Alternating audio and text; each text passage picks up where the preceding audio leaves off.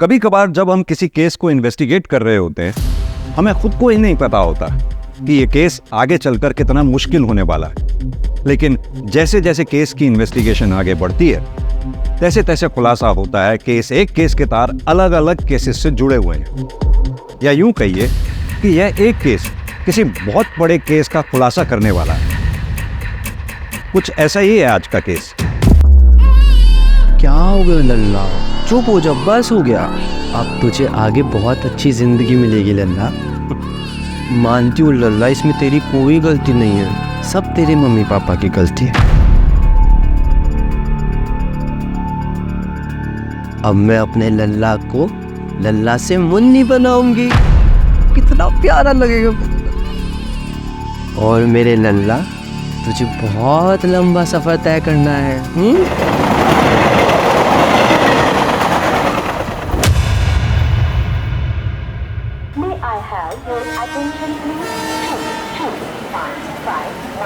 Mumbai Chhatrapati Shivaji Maharaj Chennai express.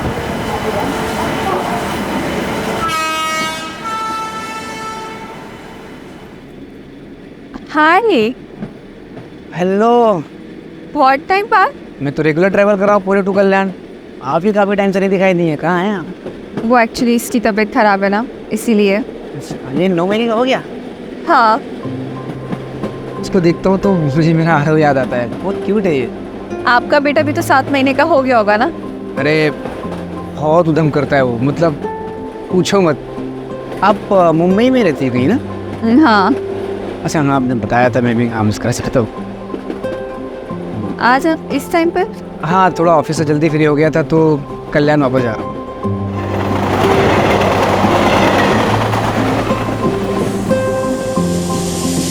I think मेरा station आ गया।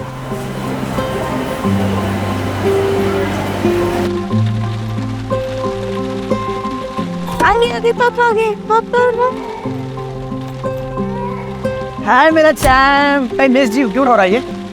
पीछे बैठना। अरे तो उसके पीछे रखो ना फिर।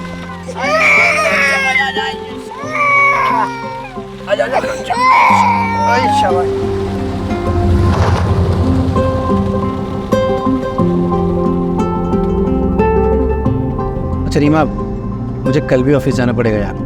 क्लाइंट के साथ मीटिंग है, अवॉइड नहीं कर सकता। अजीत, पहले तुम हफ्ते में 2 बार जाते थे, अब तुम हर दिन घूमने जाते हो।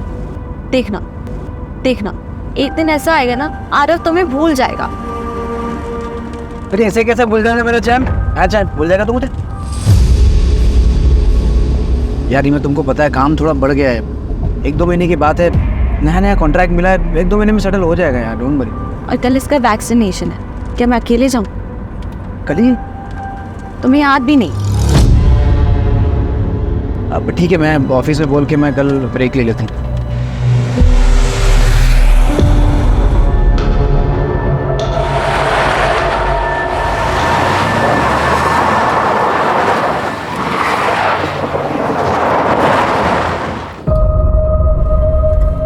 हाँ, क्यों रोका? छोटा सा काम है, आता हूँ। कहाँ जा रहे हो? आ रहा हूँ।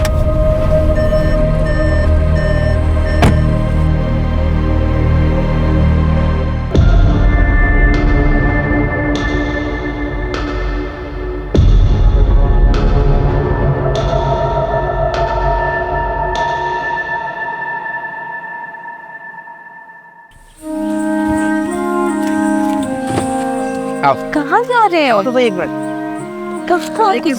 लेकिन आरव। सो रहा है। कहाँ जा रहे हैं, बताओ ना। कुछ बता नहीं रहे हो। अभी अपनी आंखें बंद करो। अच्छा, अब बताओ। कुछ नहीं, बस 2 मिनट। ध्यान से गिर जाऊं।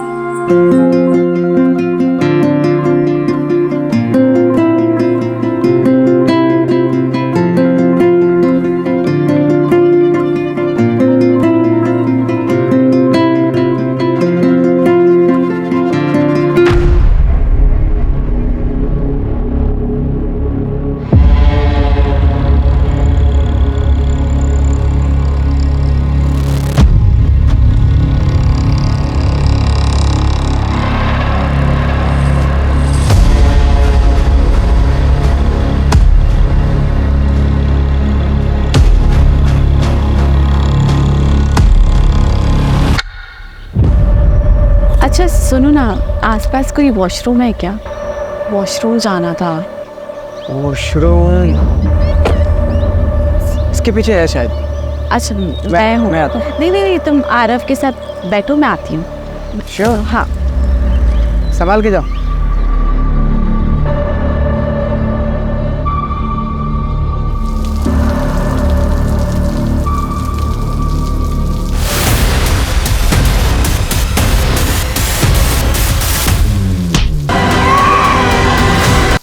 कौन है? ओ दादा काय झालं? उठा! ओ दादा उठा! कोण आहे का? दादा काय झालं? दादा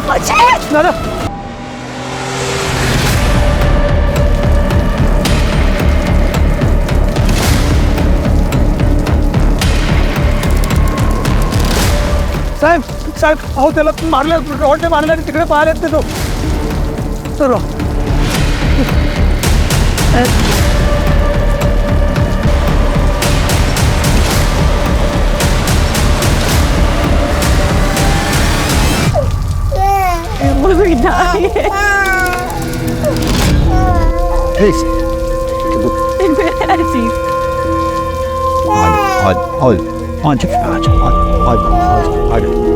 अर्पिता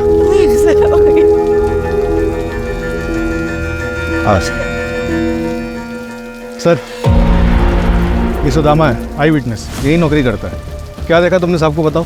साहब वो एक ये गाड़ी के पीछे ना एक सफ़ेद कलर की गाड़ी वो उधर गेट तक आई थी और बाद में चली गई। तो फिर इन्हें मारा किसने? साहब वो एक काले रंग का कोट वो पहनते ना, ऐसा हुडी करके। कौन है? लड़का था या लड़की पता नहीं, वो मार के चला गया। मैं उसको पकड़ने के लिए पीछे दौड़ा था, पर वो एक हवलदार साहब उनके पीछे चले गए, इसलिए फिर मैं वापस इधर आ गया।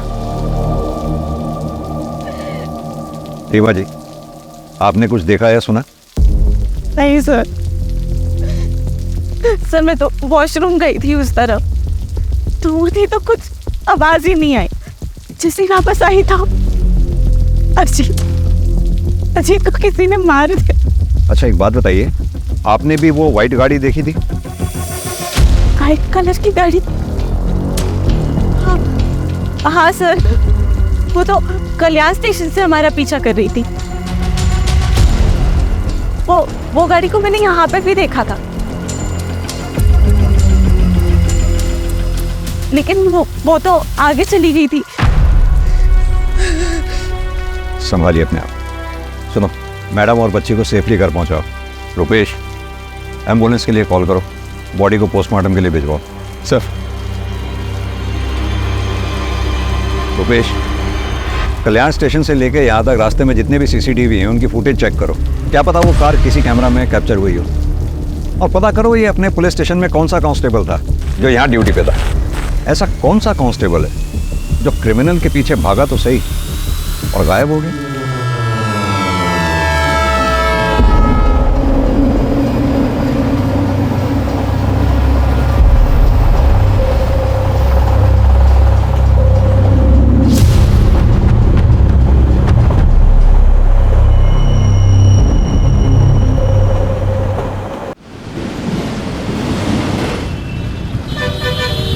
सर, पोस्टमार्टम रिपोर्ट के मुताबिक अजीत की मौत सर पे किसी भारी चीज़ के वार की वजह से हुई, और जैसा कि आई विटनेस सुदामा ने बताया, मारने वाले के हाथ में लोहे की रॉड थी।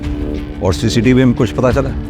सर, वो कार तो दिखी है, लेकिन उसके नंबर प्लेट पे एक ब्लैक कलर का स्टिकर लगा हुआ था, इसलिए नंबर नहीं दिखा। और ये अजीत काम क्या करता है? सर, उसका एसी का शोरूम है, इंडस्ट्रीज़ में एसी की सप्लाई करता है वो। उसके ज़्यादातर क्लाइंट्स पुणे में, इसलिए पुणे कई बार अप एंड डाउन करना पड़ता था। पुणे में उसका ऑफिस विमान नगर में। ऑफिस में कोई दुश्मनी वाला एंगल? नहीं सर, ऐसा कोई एंगल सामने नहीं आया। उस कांस्टेबल के बारे में पता चला जो क्राइम लोकेशन पे देखा गया था, जो क्रिमिनल के पीछे भागा था? पता कर रहे हैं सर। ये जो कोई भी है जरूर अजीत के मर्डर के इरादे से ही आया होगा, क्योंकि अजीत के पास से कुछ चोरी नहीं हुआ। डेफिनेटली ये पर्सनल एंगल ही है। अजीत की फैमिली में कौन कौन है? सर, अजीत की माँ बचपन में ही गुजर गई थी। उसके बाद उसके फादर सुनील पाटिल ने दूसरी शादी की, सविता पाटिल के साथ। कौन कर सकता है ऐसा मेरे बेटे के साथ? उसने तो कभी किसी का कुछ बुरा भी नहीं किया। नाटक बात कीजिए आप अपना। ये सब आपका किया था है।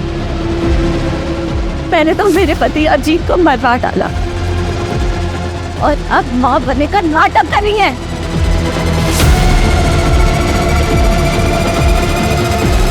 भाभी भाभी मैं क्या कह रहा हूँ, आप शांत हो। हाथ नहीं लगा।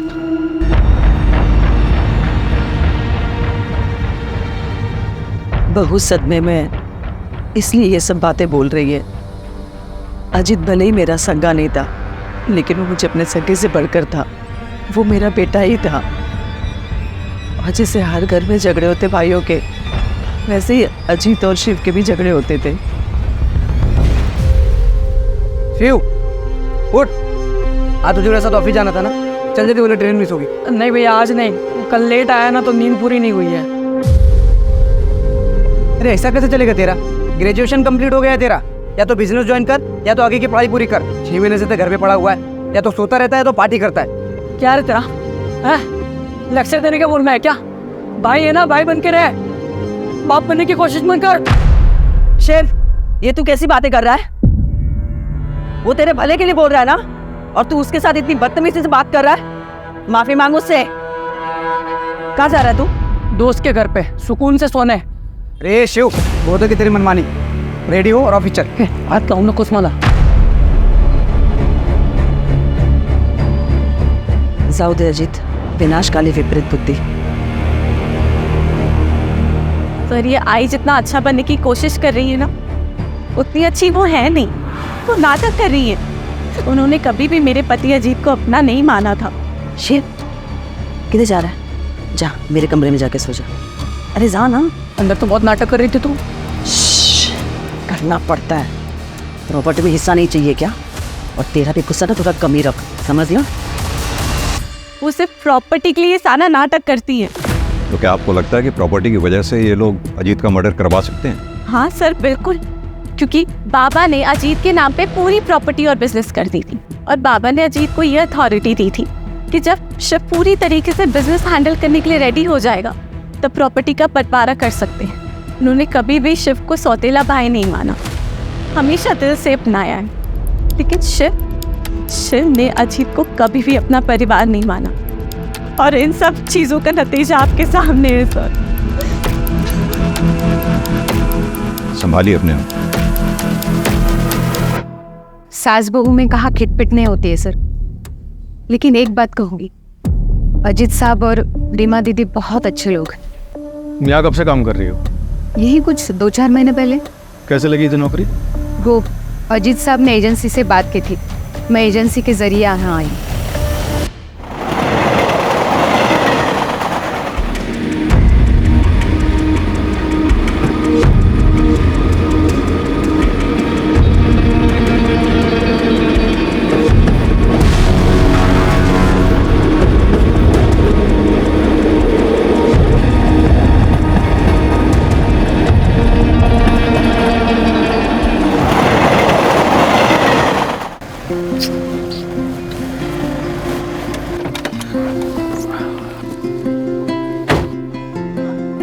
वंदना, मैं क्या बोल रहा था, चलो ना 2-3 दिन के लिए कहीं घूम के आते हैं, तुम मैं और करण। तुम्हारा मूड भी चेंज हो जाएगा और थोड़ा स्ट्रेस भी कम हो जाएगा तुम्हारा। नहीं नहीं, मुझे नहीं जाना कहीं पे भी। क्यों? मुझे ना काम का बहुत ही ज़्यादा प्रेशर है, और मुझे लग रहा है ना मैं अपना काम ना मैनेज भी नहीं कर पा रही हूँ। अरे don't worry, don't take stress, सब ठीक हो जाएगा। ओके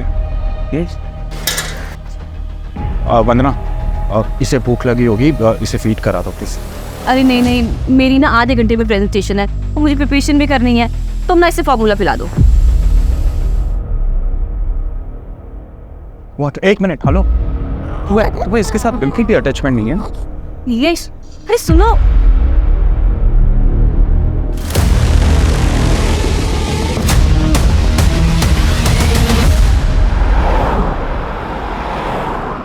सर, क्राइम सीन पे जो कांस्टेबल देखा गया था, जो क्रिमिनल्स के पीछे भागा था, उसका कुछ पता नहीं चल रहा है। ऐसा कैसे हो सकता है? उस दिन वो ड्यूटी पे था, भले ही किलर्स को ना पकड़ पाया हो, लेकिन उसे आसपास के पुलिस स्टेशन या फिर कंट्रोल रूम में रिपोर्ट तो करना चाहिए था। पर ऐसे कोई रिपोर्ट कहीं हुई नहीं है सर। 1 minute sir.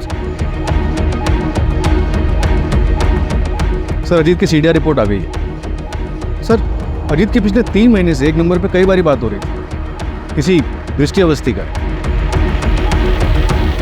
दृष्टि अवस्थी?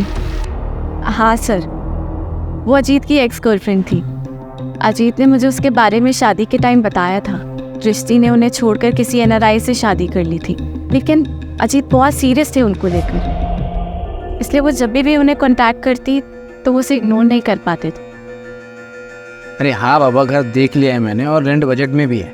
अरे तू पहले सेटल तो हो जाए, फिर साथ में चल के देख लेंगे। हाँ ठीक है। इतनी रात को किससे बात कर रहे हो? अरे वो दृष्टि है, वो US से यहाँ पे सेटल हो रही है, तो घर ढूंढ रही है रेंट पे, तो मैं उसको हेल्प कर रहा हूँ। तो तुम्हें क्यों कॉल किया? मुझे 1 मिनट, तुम मुझ पे शक कर रही हो? ऑफ कोर्स, एक्स गर्लफ्रेंड है वो तुम्हारी। एग्जैक्टली, एक से वो मेरी। तुम मेरी प्रेजेंट हो, फ्यूचर हो। I love you. हाँ, मैं बात करती थी अजीत से, फ्रेंड था वो मेरा, और 5 साल बाद इससे मिलकर अच्छा लगा था। इतना अच्छा लगता था कि आपस में एक दूसरे को इतने सारे कॉल किया करते थे। दृष्टि जी, कहीं ऐसा तो नहीं पुराना प्यार फिर से जाग गया था? एक्सक्यूज मी सर, ऐसा कुछ नहीं था। और वैसे भी अजीत एक बच्चे का बाप था। और वही अजीत आपके लिए रेंट पे घर ढूंढ रहा था। वो क्यों मेरे लिए घर ढूंढेगा? अच्छा, एक बात बताइए आकाश, सर, ये सब क्या चल रहा है? किस लिए आए आप यहाँ? आपको पता है ये किसका घर है? और आने से पहले आपने इंटीमेशन क्यों नहीं दिया? जरूरी नहीं समझा आपने? सर कुछ नहीं, बस रूटीन पूछताछ करनी थी सर। हो गई आपकी पूछताछ? जी।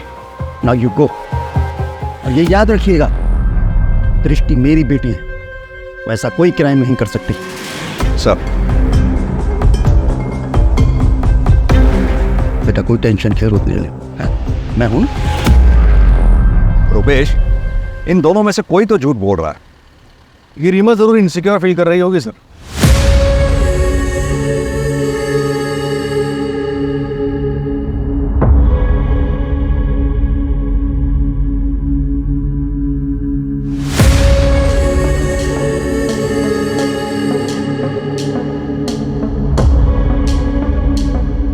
और उसे लग रहा हो कि अजीत उसे चीट कर रहा है। या फिर यह भी हो सकता है कि जलन दृष्टि की तरफ से थी। दृष्टि जिसे प्यार समझ रही थी, दरअसल वो अजीत की तरफ से दोस्ती थी। और ये बात जब दृष्टि को पता चली होगी तो उसने अपना इरादा बदल दिया होगा और शायद अजीत। सर आपके कहने का मतलब है कि दृष्टि ने अजीत को, या फिर टारगेट रीमा थी, क्योंकि रीमा वॉशरूम चली गई, अजीत बेचारा वहां रह गया और इसलिए मारा गया। एक काम और करो, ये अजीत की सौतेली माँ सविता, शिव और दृष्टि, इन सब के मोबाइल की लोकेशन चेक करो, पता करो घटना वाले दिन क्या ये क्राइम लोकेशन के आसपास थे। ये दृष्टि DCP सर की बेटी है। अगर ये दृष्टि इस केस में इन्वॉल्व है तो उसने अपने सारे ट्रैक्स बखूबी क्लियर किए होंगे और इस काम में उसने जरूर किसी की मदद ली होगी। क्राइम लोकेशन से गायब हुआ कांस्टेबल।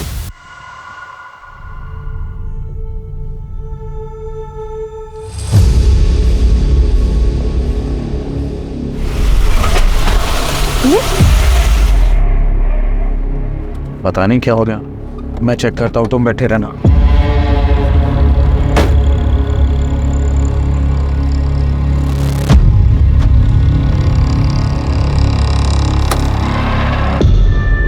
क्या हुआ नीलेश? पता नहीं यार, शायद पेट्रोल टैंक लीकेज है, मुझे फोन करना पड़ेगा। हाँ शहजाद सुनना, मेरी गाड़ी बंद हो गई है यार।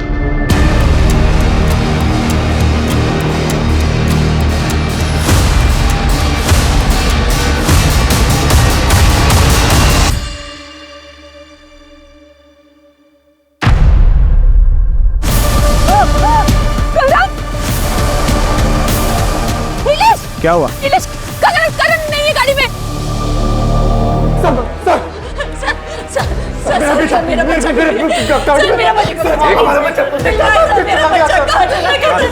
आराम से बताइए क्या हुआ आपके बच्चे को? सर हम लोग लंच करके वापस आ रहे थे, मेरा बच्चा पीछे गाड़ी में था। क्या हुआ नीलेश?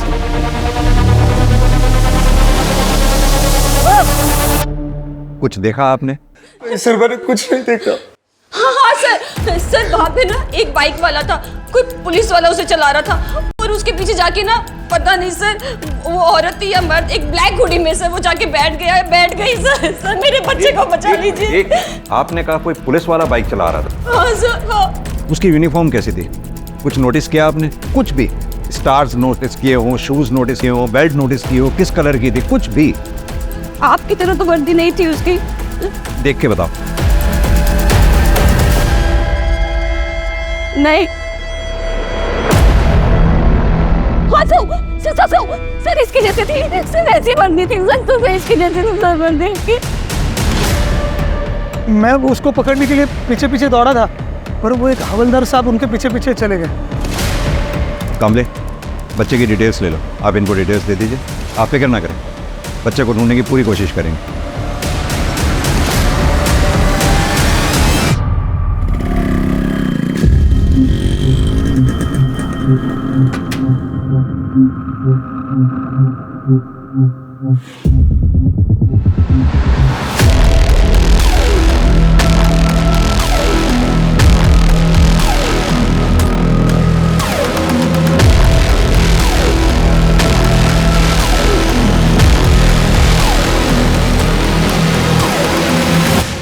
एक काम करो, नीलेश और वंदना का बच्चा जहां से चोरी हुआ था उसके आसपास के सीसीटीवी फुटेजेस चेक करो। पता तो चले कौन है जो पुलिस की वर्दी को बदनाम कर रहा है।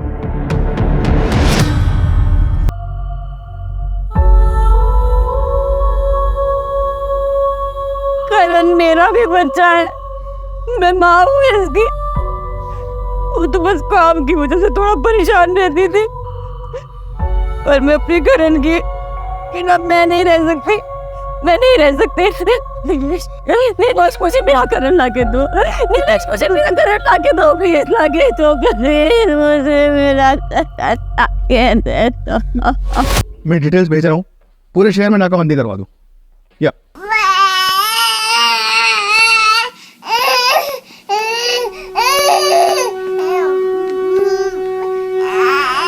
हाँ बेटा ना, क्या हुआ?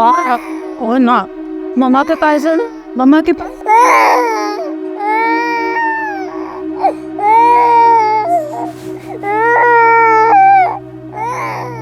दीदी दीदी दीदी, वो मैं ये बोल रही थी कि 13वीं के बाद आप ना अपनी मम्मी के पास चली जाओ। उन्हें पैरालिसिस है, पर आप तो जा सकती हैं। देखिए, आपका भी ध्यान बटेगा और उनको भी अच्छा लगेगा। वो आपके लिए परेशान हो रही होगी। नहीं तो मैं यहाँ से अभी नहीं जा सकती। अगर मैं चली गई तो शिव और आई मेरे आरव का मुझसे हक छीन लेंगे। अजीत की पूरी प्रॉपर्टी अपने नाम कर लेंगे वो लोग, मुझे कुछ मिले ना मिले। मैं अपने आरव के साथ ऐसे नाइंसाफी नहीं होने दूंगी। अगर अजीत यहाँ होते तो ये सब कभी नहीं होता।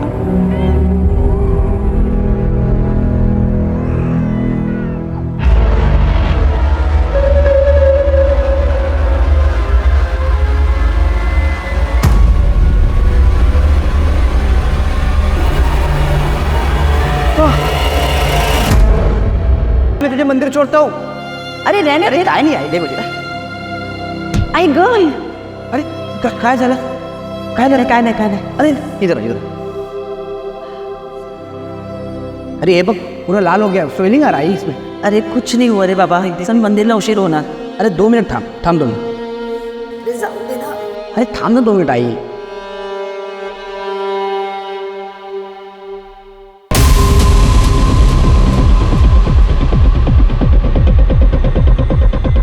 ये आगे वाला प्ले कर लो।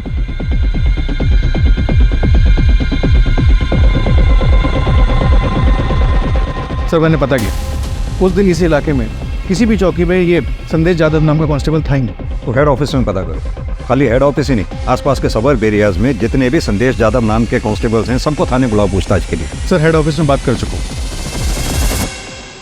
रुपेश, हमने देखा अजीत वाले केस में भी पुलिस कांस्टेबल क्रिमिनल के पीछे भागा था।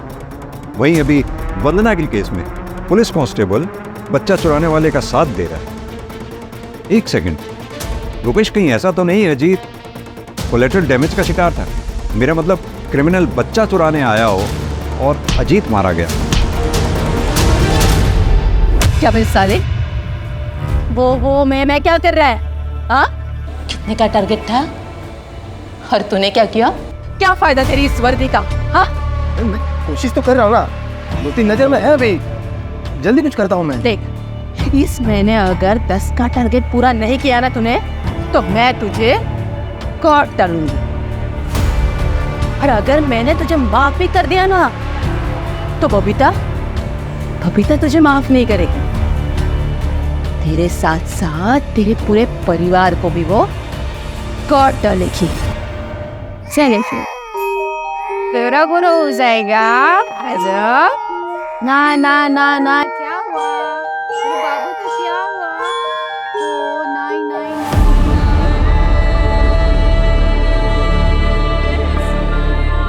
देखो डॉगी दिखा आ रहा हूँ, डॉगी दिखा। अजीब। अरे मैं सुला देती हूँ। हाँ, अरे तुम सो जाओ, मैं जगाऊँ। डोंट वरी, तुम सो जाओ। बोलो मम्मी आओ, मामा सो जाओ, मामा go and sleep. Good night. Good night.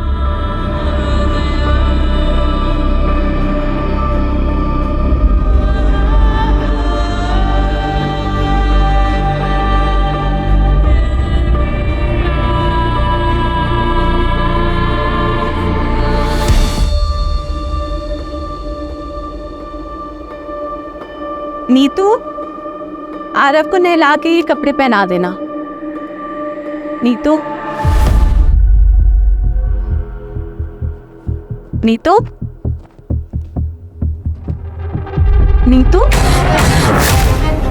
अभी नहीं है।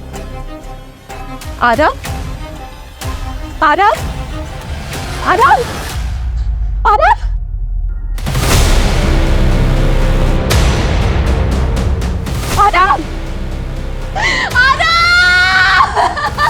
क्या चल रही रिमा? क्या चल रही? हाँ,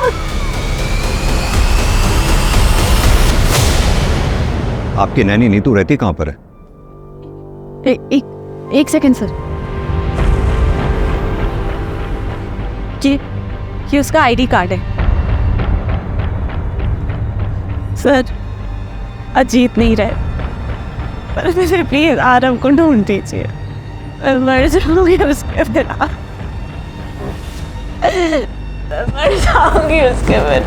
आप चिंता ना करें रुपेश। घर के बाहर आसपास कोई भी सीसीटीवी है तो उसमें देखो जरा, बच्चे को लेके कहाँ गई है? सर। हाँ सर, कोर्ट में पेशी है सर कल। जी सर, एक बात पता चली है, नीलेश और वंदना की यहाँ एक मालिश वाली हायर हुई थी, 2 महीने से वहाँ काम करी थी। एजेंसी से उसकी डिटेल्स निकलवाई। हाँ तो सर ये देखिए कौन है।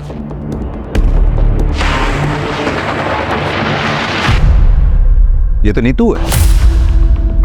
अजीत और रीमा के यहाँ जो बच्चे आरव की नैनी थी, तो ये 2 अलग अलग जगहों पे अलग अलग नाम से काम कर रही थी। मतलब नीतू बच्चा चोर है। लग तो ऐसे रहा सर। अगर ऐसा है तो फिर अजीत का मर्डर इसमें कहाँ फिट बैठता है? रुपेश, 2 बच्चों की किडनैपिंग हुई है। अगर 48 घंटों के अंदर हमने इन्हें नहीं ढूंढा तो उनकी तस्करी हो जाएगी, और अगर ये कोई रंजिश का खेल है तो बच्चों की जान को खतरा हो सकता है। सर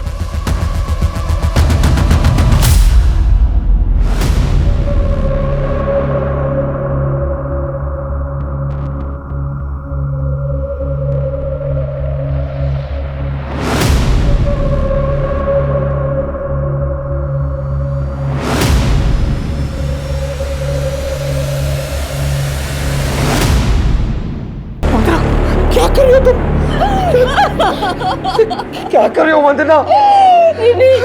नीलेश, मैं करण के बिना नहीं रह सकती। मुझे मेरा बच्चा चाहिए, मुझे मेरा बच्चा चाहिए। मैं नहीं जी सकती।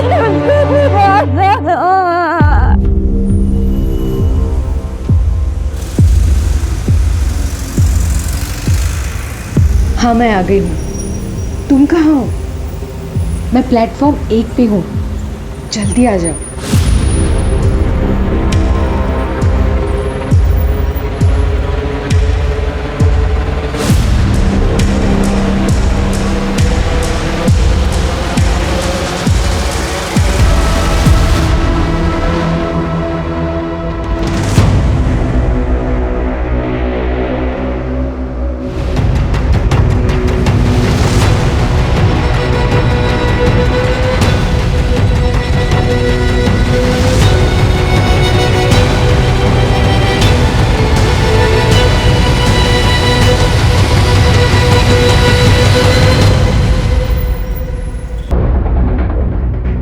बॉडी को पोस्टमार्टम के लिए भेजो।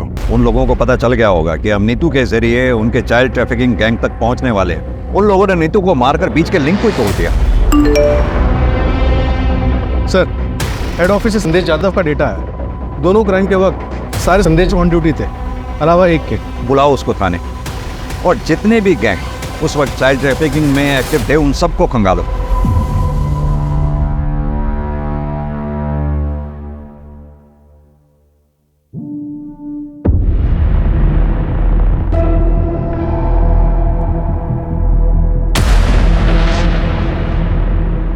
क्यों चुराया ये बच्चा? सर ये मैं नहीं हूँ सर। मैं बच्चा क्यों चुराऊंगा? सर मैंने ऐसा कुछ नहीं किया सर। नेम प्लेट दिखाई दे रही है, नाम पढ़ो ध्यान से। संदेश यादव। करेक्ट। सर ये कोई दूसरा संदेश यादव भी हो सकता है, या फिर किसी ने मेरे नाम की झूठी नेम प्लेट बना के ये कांड किया हो। जिस दिन ये बच्चा गायब हुआ, डिपार्टमेंट में जितने भी संदेश यादव नाम के हेड कांस्टेबल हैं सब ऑन ड्यूटी थे, सिवाय तुम्हारे। और यही नहीं, अभी एक हफ्ता पहले अजीत पाटिल नाम के आदमी का मर्डर हुआ, वहां भी आई विटनेस का यह कहना है कि उसने तुम्हें वहां देखा था। सर वो आदमी झूठ बोल रहे हैं सर। मैं ऐसा क्यों करूंगा? और मैं पिछले 15 दिनों से मेडिटेशन सेंटर में था सर। हमें तुम्हारी लीव एप्लीकेशन और मेडिटेशन सेंटर के डॉक्यूमेंट्स चाहिए होंगे, और अपनी ये वर्दी यहाँ जमा करवा दो मेरे पास। मैं तुम्हारे सीनियर से बात कर लूंगा। सर,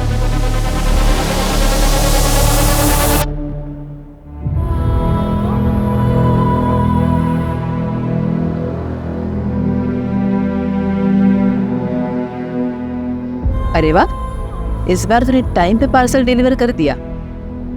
अब आगे से नहीं होगा, पुलिस को भनक लग गई है। अब थोड़े दिन के लिए सब कुछ चुपना होगा। फिर तुझे हमारे साथ शामिल करने का क्या फायदा हुआ? अरे ये सब मचमच करने का टाइम नहीं है अभी। बबीता को बोलो अब पार्सल नहीं मिलेगा। अरे जो पार्सल है ना, इसको जल्दी अपनी मंजिल तक पहुंचाओ, और थोड़े दिन के लिए सब लोग सुमड़ी में कल्टो।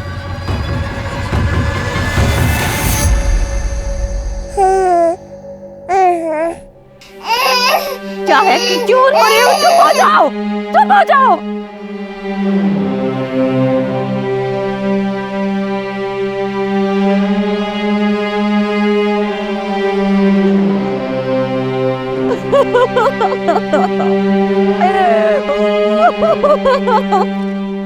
सर, ये बोरीवली पुलिस स्टेशन में केस दर्ज हुआ था।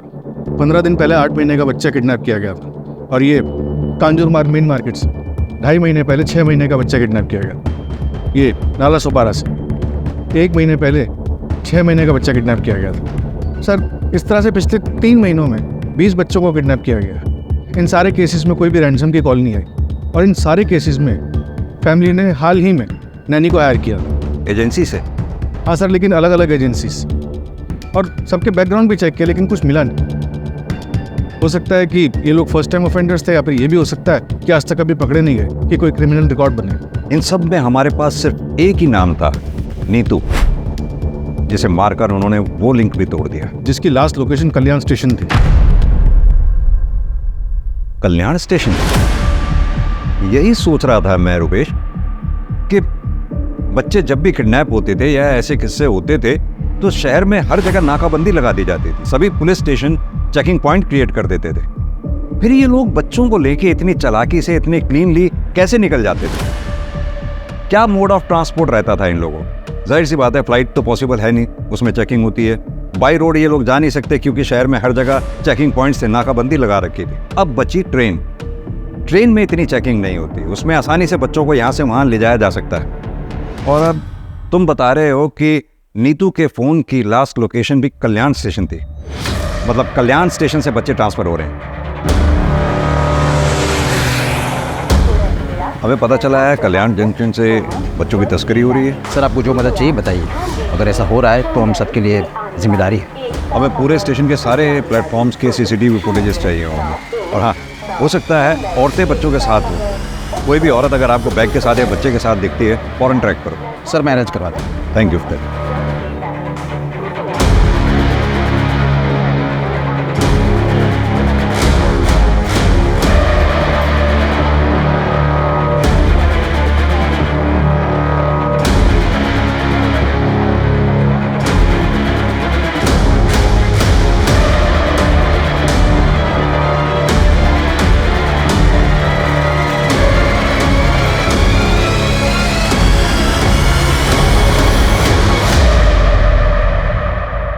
ओके सर, कांस्टेबल संदेश जाधव के पीछे खबरी लगाए थे, एक बात पता चल गई।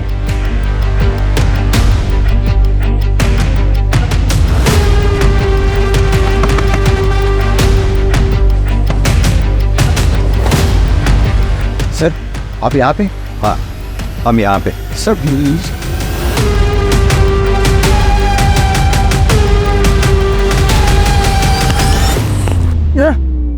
अरे तुझे तेरे भाई की यूनिफॉर्म पहन के लोगों के घरों के बाहर देखा गया। तू ही था ना अजीत के मर्डर के टाइम वहां? तेरा खेल खत्म हो गया है मनोज जाधव। कल्याण में जब उस कपल का बच्चा चोरी हुआ, उसके बच्चे को चुराने में भी तूने उसका साथ दिया। किसके लिए काम? बता दो। मेरे पास कोई काम नहीं था।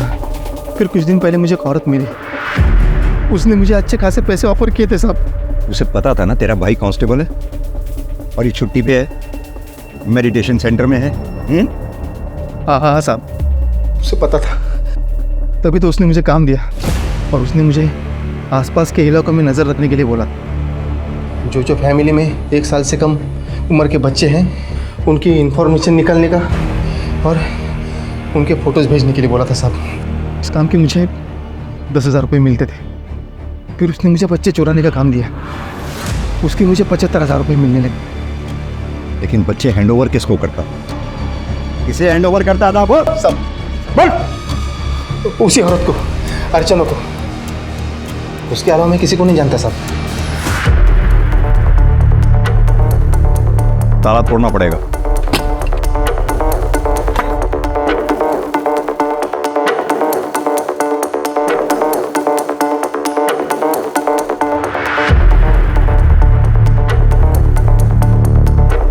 रुपेश, पूरा घर छान मारो।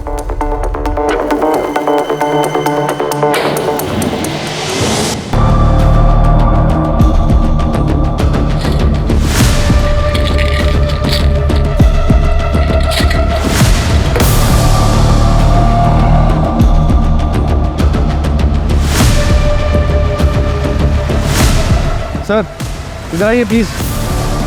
हाँ रुपेश, ये देखिए।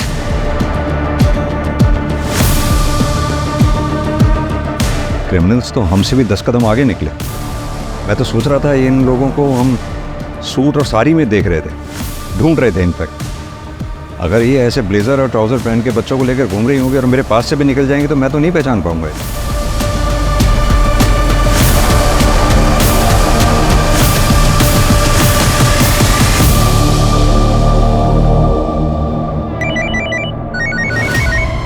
जिस औरत का हुलिया बताया था आपने हमें, सीसीटीवी में वैसी औरत दिखी है। वो औरत अभी अभी हैदराबाद वाली ट्रेन में बैठी है, बोगी नंबर S8 में। ट्रेन 2 घंटे पहले निकल चुकी है। पूना रेलवे स्टेशन पे JRP को इन्फॉर्म कर दो, हमारी पुलिस टीम वहां पहुंच रही है। Okay sir.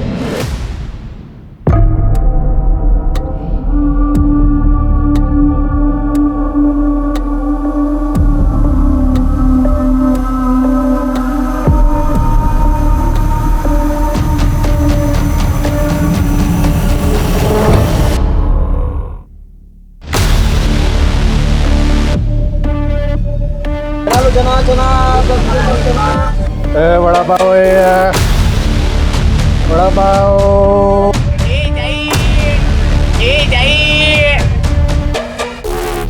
Ticket please.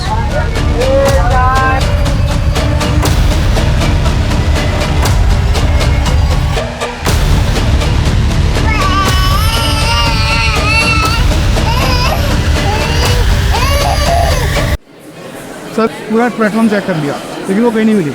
लगता पुलिस स्टेशन के बाहर निकल गई। 1 मिनट, टॉयलेट। बैठो। हेलो, कौन है? Sorry madam.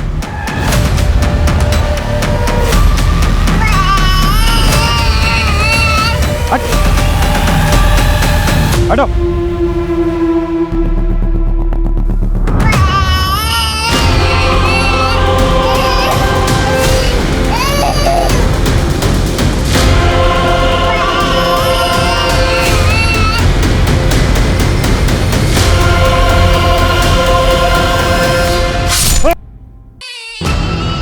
इधर इधर इधर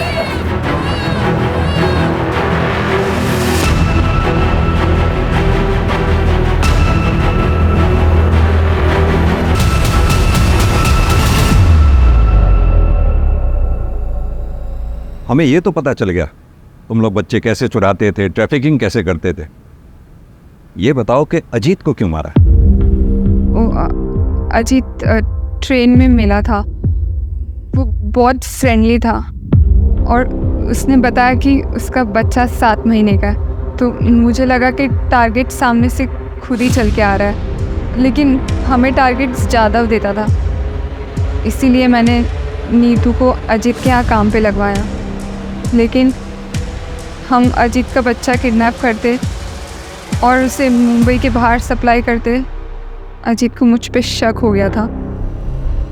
ये आपका बच्चा नहीं है क्या? नहीं, ये मेरा ही है। लास्ट टाइम तो कोई और बच्चा था। अच्छा, वो मतलब वो मेरी बहन के पास है मेरा बच्चा, और उसका बेटा मेरे पास है। Excuse me. वो मेरी फ़ोटो खींच रहा था, तो मुझे यकीन हो गया कि इसको शक है और ये पुलिस के पास जा सकता है। तो मैंने जादव को फ़ोन किया और बोला कि इसका पीछा करो और मौका देख के मार डालो। जादव और उसके बंदे ने वैसा ही किया, ताकि पुलिस मर्डर के इन्वेस्टिगेशन में ही फंसी रहे। मतलब नीतू को सिर्फ इसलिए मार दिया तुम लोगों ने क्योंकि हम नीतू तक पहुंचने वाले थे? और वो तुम्हारी साथी कहाँ है? बच्चे कहाँ हैं? रीमा का बच्चा हैदराबाद में और वंदना का नागपुर में।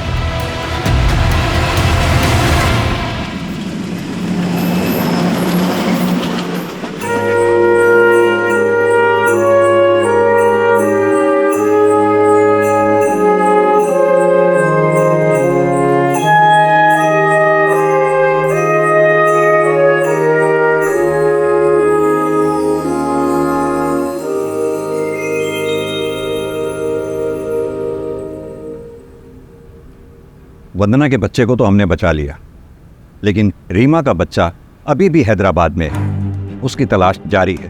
हमें ऐसे ही और 45 बच्चों की तस्करी की इंफॉर्मेशन मिली। हमने उनका भी रेस्क्यू प्रोसेस शुरू कर दिया। चाइल्ड ट्रैफिकिंग एक अमानवीय अपराध है। जितने गुनहगार वो लोग हैं जो बच्चों को बेचते हैं, उतने ही गुनहगार वो लोग हैं जो बच्चों को खरीदते हैं।